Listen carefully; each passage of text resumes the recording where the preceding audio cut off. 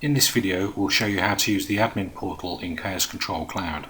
To access the admin portal, we need to click on the account icon, and we then go to Account Settings. Once in User Settings, we can click the orange Visit Admin Panel button. We then need to log in using our client ID, email, and password.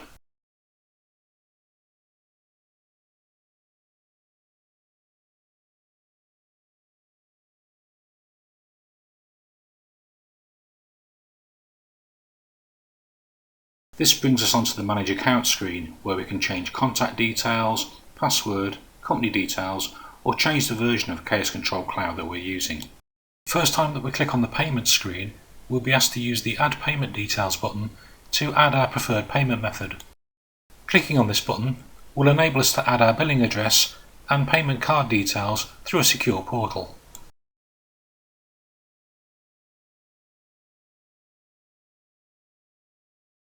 The Payment screen allows you to purchase credits or view any outstanding invoices against your account.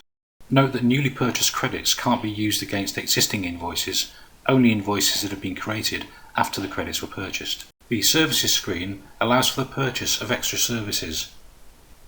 These can include channel setup, extra training, or setup of integrations. To book extra training, for example, you'll be able to select how many hours worth of training you wish to purchase. The price will be confirmed below, and details of how to pay will be shown in the Payment screen. The User screen allows you to add new users, edit your existing users, edit their passwords, and activate or deactivate users. And finally, the Support screen will take you straight to our support website, where you can see many how-to videos and explainer videos about Chaos Control Cloud. Thanks for watching.